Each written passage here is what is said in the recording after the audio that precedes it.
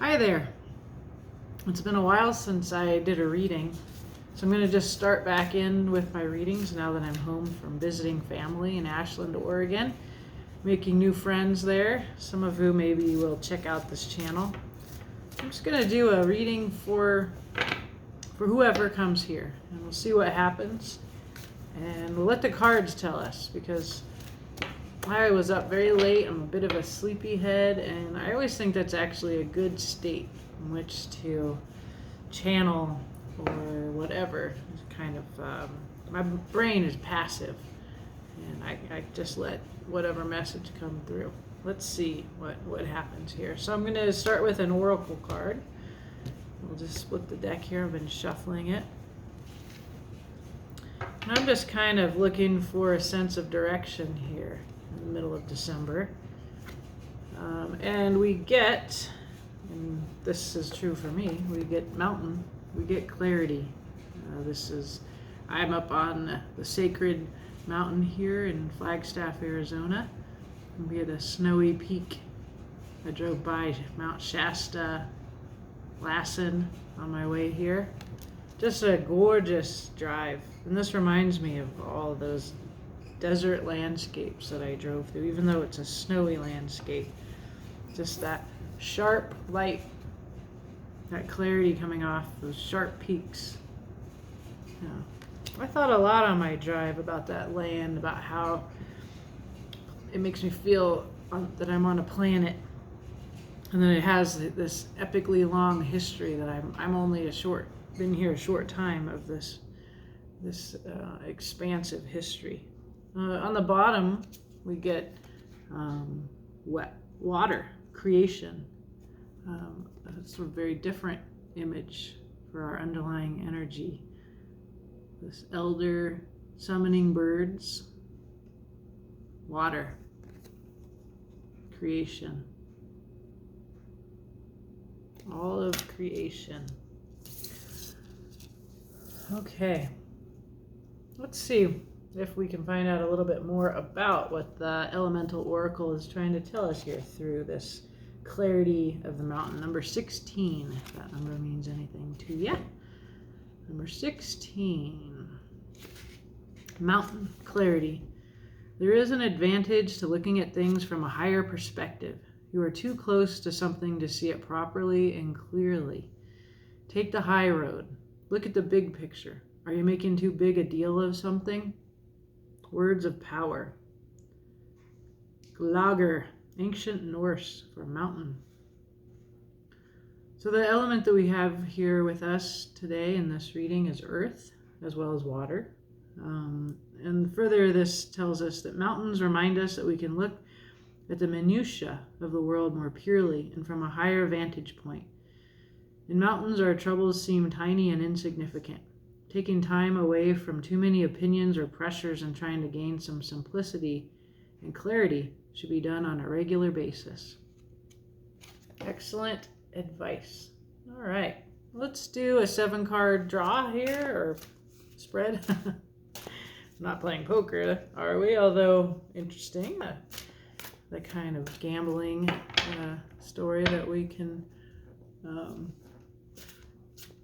A friend just messaged me, and it comes on my phone, which I'm using to film this. Hi, Maki. Maki, fellow metal dog. Okay, so 7-card spread. Just spread 7-card spread. What do we need to orient ourselves towards? What clarity do we need to get here? What's the perspective that we need to gain here in the next little while for people coming to this reading? Okay. In the recent past, we get the hibernating 9 of Pentacles. This is such a great card for those of us sheltering in place. The 9 of Pentacles is about your home, your solitude, just this having everything that you need and being very, very comfortable in your solitude. So that would be your recent past. For the present, we get the 9 of Wands. The 9 of Wands I love this representation of this. I feel very clearly the relationship between the fox and the porcupine. The Nine of Wands is about having struggled and come through struggle, come through pain with determination to continue struggling, but also wiser, right? Like, I think perhaps that fox won't pursue this porcupine. Or, if you look at it from the vantage point of the porcupine, this little badass porcupine doesn't take any shit from that fox. So this is, for me, the Nine of Wands has come to represent those of us who have been through, have gained wisdom from struggle, and are determined, tired, but determined, and wise. And we know our strength here in the Nine of Wands. So Nine of Pentacles, Nine of Wands, these are, mature cards. So these are coming to ends of cycles here. Cycles ending at 10. All right, hidden influence is the Eight of Cups. This is an emotionally dissatisfied place that you may be called to walk away from, to go on some kind of spiritual, emotional journey to look for greater fulfillment. This is underlying. This is not obvious. This is in the background here for us right now. So see that tiger sitting with those 8 cups, and you feel very clearly how there's a 9th cup missing. The Nine of Cups is about total fulfillment.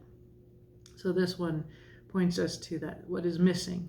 And that is a perspective too. In other 8s, like the 8 of Swords, you feel like you're trapped, but that's a perspective, right?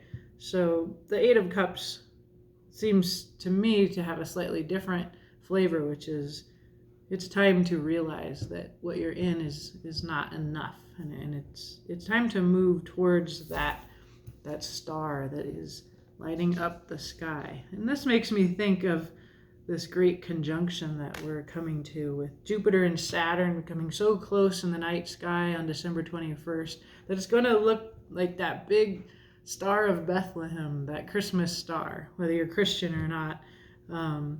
To see this humongous expression in the sky of our astral connections. There's lots of great astrologers interpreting the meaning of that. But I see that in this card as perhaps something that we will know around then, around December 21st. But right now, we're not totally conscious of this. And then this is us coming to the reading, and we are, or you are, whoever this is, you are represented in this reading as the 6 of Cups. And I love this expression of soulmate connection, of inner child. We see the elder elephants in the background. This often represents like the perspective on which you reflect back on your inner child, but it can also be the wisdom. There's in the 6 of Cups here, these happy little elephants are living in the moment. They have between them what is clearly an emphasized Ace of Cups, which is the love gift, the new love. And then these darker elephants in the background. They're in the background, sort of. Well, what I feel here, they're ancestral. And I don't often have ancestral associations with tarot. I feel like always like I want to be really careful with co-opting the idea of ancestors from other cultures. I'm currently studying the history of occult within the European context in order to perhaps understand my own ancestral ties. And that when I went to Greece, I felt this really clear connection to a life lived there, specifically at this temple that I went to, that I felt, that I remember being a little girl. So this card here for me is us, or you. I feel part of this reading today, coming into this connection with ancestors or younger selves or past lives. And when we talk about soulmates, we're talking about souls that meet as friends or more. They have something like a contract. Some talk about it in terms of a contract. I don't like that sort of businessy language, but that we have something to do together here. And so that's this collective coming to this reading. Now let's keep looking and not get too stuck. So the people around us are represented in the card here of the Hierophant. So this is such an interesting time where I think we're looking at our institutions. We're trying to see how we ought to be in relationship with institutions and the people that are running them. I'm a professor at a university, and I'm certainly, I'm in tension with that institution because their values and my values are currently at odds in certain ways. Not in that we don't care about the work of academia, but in that it's not always clear that they have my safety in their heart. So this is the people around us represented by the Hierophant. Could be religious leaders, it could be an institution like marriage, it could be like a person in your life who you have an institutional relationship with. I never see marriage in this particular image. What I see is a kind of a speaker who is being heard from a position of power, and this rat here has the key to the bakery, and this is why people are listening to this rat. This has, to me, it has to do with bread, getting your bread. So it has to do with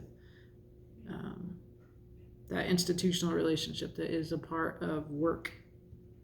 Well, we'll find out more. Okay, our advice is Death, which is just such a wonderful card to get. This is the card of Scorpio, and as a Scorpio, I've learned to own this card and to own my ability to go into the darkness and to face it and to not fear it. For those of you that are not Scorpios or have no Scorpio in your chart, this particular image, the artist says that she thought about how we can get trapped like these rats. And it's interesting because the people in our lives are represented here as a Hierophant. So we get the rat here. And I see something else here that I want to point out, which is that in the background of our Eight of Cups, we have that, we have the missing, or in the foreground, we have the missing cup, and then here in the foreground, we are represented here by the Six of Cups. We seem to have that. So sometimes you can feel like something's missing, but you are, it's right in you, right? So if you're feeling in an Eight of Cups place and you're looking outside for personal fulfillment, this tells me right now, look here. And similarly, right, so the artist tells us that she thought about how in our fear we can hide in the thorns here, and we can make a prison of the safe space. And it's not a very pleasant place to live in the thorns. And in fact, this owl has been able to still capture the rat from the thorns, from that safe place. And so the Death card reminds us not to take it, not to go safely. It says, risk transformation, or it will be brought to you. Death is usually one that we cannot. It's not like a tower where if I'd done something I could have prevented it. Face this transformation that is coming. It seems to me to have to do with the people in our lives, right? This Hierophant that we get, because Death, our advice, is in the form of an owl, has captured that rat. I feel like this is very much about a change in how we do our work, how we relate to that authority of the Hierophant here. Finally, our future is, well, that's interesting, is the Knight of Wands, the honey badger, right? You don't care. The Knight of Wands is about passion. It's about creativity, desire. This is a very embodied future. And just like if you know the honey badger, they are so tough. They're just total badasses. They just fight cobras. And this one is standing in what always appears to me to be fire. Yeah, this is a fiery, it's like the woods are on fire. And here we have the honey badger, unafraid in the fire, standing in the flames, and this is our future. So that's a very intense advice, death, future Knight of Wands, looking at us very intensely from the flames. Let's clarify. So, all right, so we're getting to remind us, our message is about clarity from the mountain, getting that perspective from above, right? So I'm looking at a couple of examples of perspective shift, right? Going from a 9 of Pentacles in our recent past to the 9 of Wands in our present, that determination and wisdom that is born of struggle. In the background, this 8 of Cups is kind of missing cup, this lack of emotional fulfillment. Then we're represented here by the 6 of Cups, emphasizing that we have that fulfillment within us, and to look here. Then we have a pretty dramatic relationship with the Hierophant, followed by advice. So the Death card, this great white snowy owl, has captured the little Hierophant, which has a halo. But the point is to face and welcome this transformation. And the future looks passionate, creative, embodied, brave. Makes me think back to that little porcupine. So let's see. I'm going to use a tarot of the Old Path. I don't know. I haven't used this deck in a little while, but I just felt like this was the right deck. So let's clarify. Our 9 of Pentacles. Let's see. We get the 6 of Rods. That is victory. We see another relative of our future here. The 6 of Rods is this fiery wands image of a person who is on his high horse. He has succeeded. He's victorious. He's wearing the laurels around his neck, and definitely there's lots of fire in the regalia on his steed. Okay, so this is our recent past. We also get the High Priestess. This is she of the earth, she of nature. I got this card a lot when I first started doing this. This card has been speaking to me of our relationship with the planet and of really knowing what we know about our relationship to the planet. And finally, wow, we get this classy love offer, the Knight of Cauldrons, the heart-based approach. This, to me, is speaking of, this is fully about the election that we just went through here. Very, very important election. It was very exhausting to get to that victory, but our relationship with our planet has depended on it, I have felt.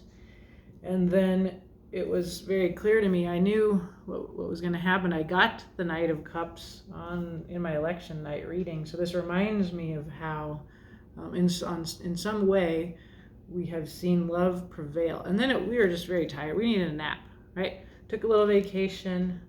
So now we're back. It's the 9 of Wands.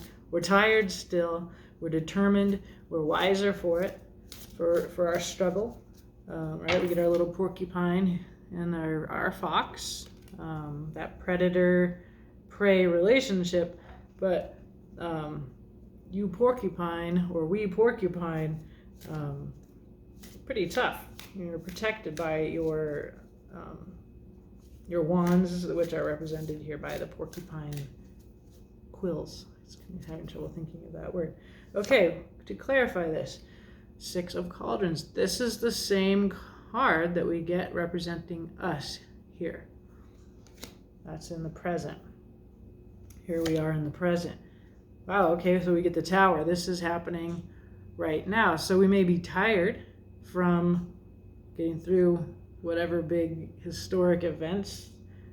Victory, we had victory. We came from our heart. We followed the intuition. We responded to our planet. And here we are in the future, or in the present, with the Tower, right? So you may be experiencing right now change that feels like it was inevitable. Perhaps you knew it was coming. You might have not done something about it, but now you're kind of going to have to face this change, whether you like it or not. And then we get the Page of Cauldrons. It's just a little kind of crushy young lover. So if I think about this, I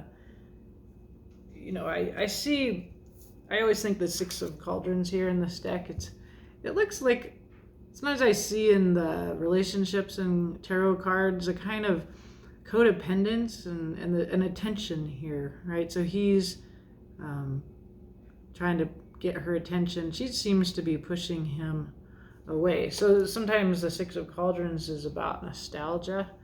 And I see in her body language a similar body language in this Page of Cauldrons. I see him protecting his cup, which has a really beautiful, always want to say this is a yucca, very rare, magnificent flower that blooms in the desert. It takes many years for that flower to bloom. And he has collected it. It looks like there are little drops of water coming from his fingertips. So he is giving it a little bit of emotional care. Just a little, right? It's just a beginning here. So we've got something going on here in the present emotionally. It looks like something is happening emotionally. Maybe now that all the big events are over and we have a chance to look at our emotional Tower experience that we're having in our smaller scale lives, now that the big stuff is wrapped up at the moment. Okay, so this Eight of Cups, right? We have this beautiful tiger under that starry comet, where it made me think of this great conjunction coming up on December 21st. And that cup that is missing. We get a Six of Swords. This further reiterates a kind of need for change, need for movement. The Six of Swords is about is a much more intellectual awareness that you need to move from an old set of ideas into a new set of ideas. So we have two cards that are about movement, changing your situation. We also get the Seven of Swords. This is a card about potential dishonesty. This is something that is in the background that you're probably not aware of. This would be why you need to leave. That there is some kind of trickery or a lack of integrity, or perhaps just someone's not being direct. They're stealing these swords. They're taking more than their share. Sometimes I see this as disarming, but in this case, I see a person who's taking too much, right? And so that, in this story, it tells me why this is an unfulfilling situation, that you have a Six of Swords, an Eight of Cups. It's time to go. It's time to leave that worldview behind. And we also have the Emperor in the background here. This is another institutions card. It's a material world, this King of Kings. And the Seven of Swords is behind him, taking from him. Okay. So this is happening in the background. I'm going to say you're not yet aware of this need to go, and it will become clear to you that you need to go from some situation for a better one, an unknown one that is both spiritually and emotionally, I would say also intellectually, more fulfilling, more in alignment with you and your integrity than this current safe kingdom ruled by this emperor that there's something not okay there with the Seven of Swords. So I'm a little bit sleepy, and so I might not be as gentle in my reading. I'm just gonna say it like it is. This is actually because of what we see coming ahead. This is a difficult narrative that I have for you today. So let's clarify us, or you, the Six of Cups. People coming to this reading. Who are you? You are a little truth bringer. So this is our Page of Swords, this kind of watchful, got his mushrooms. This makes me think of somebody that is collecting. I think of, I'll just say it, the great mycelium, like the connectedness. Perhaps that is the source of the truth that you bring. Here we have hold on a second. We have here the Four of Swords as also representing you. Four of Swords is about healing, and I recently learned that we can see the Four of Swords again as a spiritual healing, where you're walking away, as we saw the Seven of Swords here, walking away from, or the Six of Swords here, I'm sorry, from some stories that are not working for you anymore towards a new story, and that there is a kind of process of healing that is very spiritual, in which you are being protected, right? She's in the walls of a castle. Here you're protected by this truth, and it will help you heal. So much in your head, Page of Swords, Four of Swords, behind this Six of Cups, and then you have Strength, this really awesome naked lady. She's got the caduceus, which I feel I say it wrong every time, but that symbol of Mercury, of communication, also of healing, medical symbol. And she has tamed this lion, which represents her inner beast. She is usually a gentle ascension into your higher self, right? So that's clarifying you as the Six of Cups, you coming to this reading. So you're intellectual in a process of healing and of ascending, perhaps from these small Page of Swords. I see him as very crabby here, defended. Then there's the Four of Swords, and ascending then to Strength. Okay. People in your life, the Hierophant. Let's see, what more do we want to know about these folks here? The Hierophant is the Ten of Pentacles also. So this could be other people. This makes sense to me that it's a part of the Hierophant. This is fulfillment of your pentacles, materially secure, abundant. You're there, and usually that means it's time to go to the next place, right? We've seen nines. We now get a 10, and the Hierophant, your job, institutions, marriage, right? This card very much is about they put this married couple into this card, which adds meaning to it. Okay, so this could be your partner, your married person, as one of my friends calls it. There could be work, but it's an institutionalized relationship. Okay, I keep seeing this, so that's great. It finally came up. The Ace of Wands, or rods in this deck. This is a new idea. It's also a passion, right? So this could be a passionate relationship. I'm drawn to see Stonehenge in the background, these kinds of traditional institutions that go back to what I was saying before about my research into the occult and the ancestors that came up here in this card. Right, so we're getting a sense of the people or the person in your life having a creative, passionate connection to ancient knowledges and traditions. Very traditional person here. And this is also puts it back again to work. This is a place where you work hard. And perhaps you may be frustrated. When you're in a Seven of Pentacles, this person in your life might be frustrated that they're putting out all this work and they're not getting a lot of the fruits of their labor. But this also is just a person who is a worker. So it could be co-workers.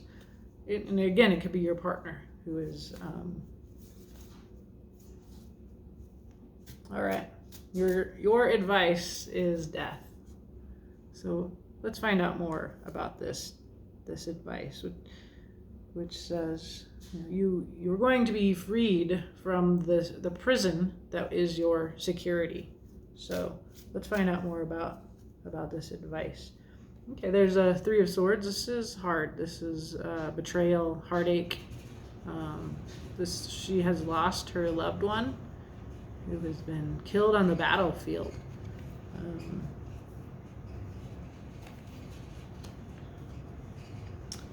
Okay, Six of Pentacles. This is about generosity. It's about reciprocity.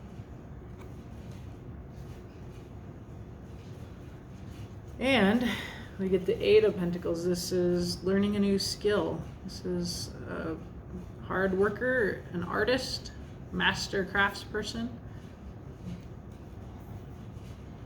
All right, so your advice is death, and it is clarified by a Three of Swords, a Six of Pentacles, and an Eight of Pentacles. Yeah. Wow. Okay. This is a tough reading. Not tough to understand, but it's just tough to carry the message here. But there's some pain.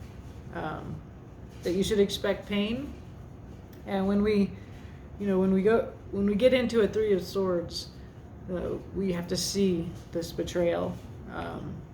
We have to feel it, and we have to honor those feelings. The advice is to get out of that, to get out of your heartache and into being of service, and also into creative development of a creative new skill. This is how to weather this death, this transformation. There's some kind of loss. This is a good practice. Look away from the pain and be of service, and get creative. Get to work. The feelings will change. Okay. The future is this Knight of Wands.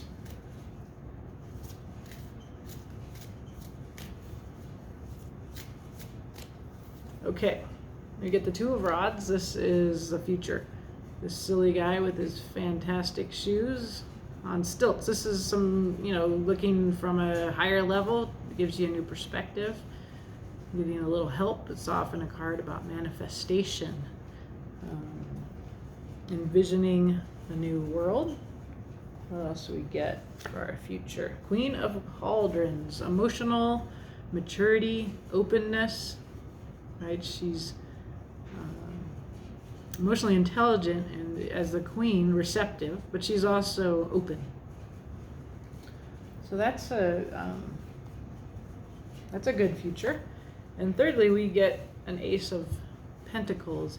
This is a new beginning, which is good. After a Three of Swords, after death, you want a new beginning. And we can see the blood on the table.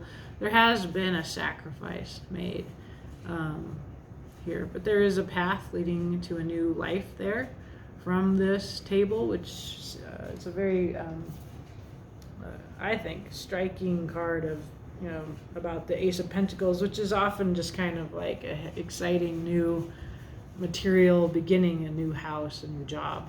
And it could be that. But it always makes me aware that that blood on that altar makes me aware that there has been a sacrifice made, which makes total sense. So this is about going forward. You will go forward passionately. There will be love and heart in your future. You'll get that new perspective. You'll get that new offer.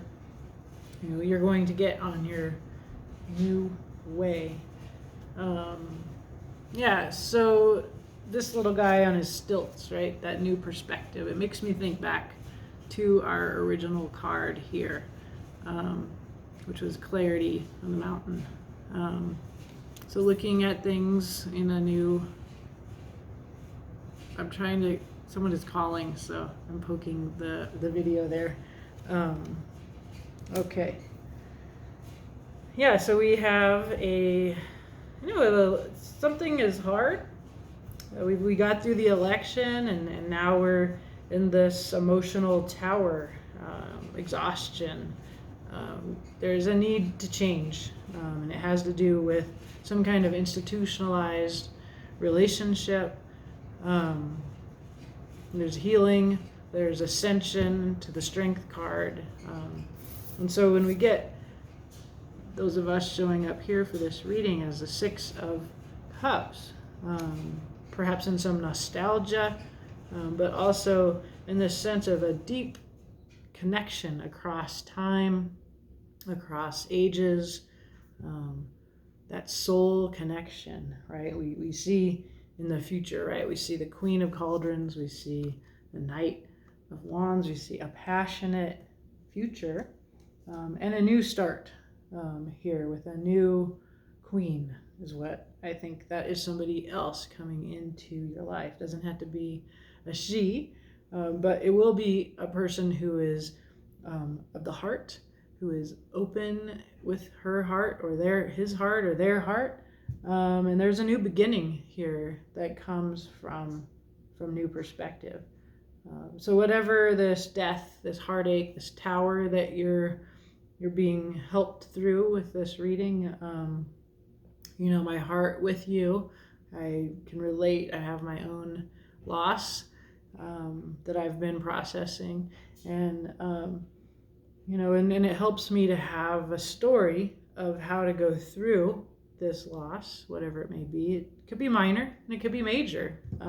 It's a transformation, and death, the Scorpio card, the Phoenix rising from the ashes here, right there we are with a honey badger rising from the ashes. There will be a new passionate tomorrow, and there will be a Queen of Cauldrons there for you, and an Ace of Pentacles, right?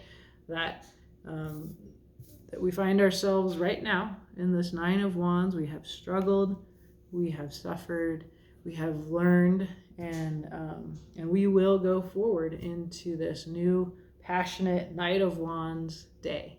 So interesting. Thank you for coming to this reading. I hope you, whoever you are, got something out of it. And I'll wake up here and get down to doing the different signs and everything as we go forward. Okay, have a great day.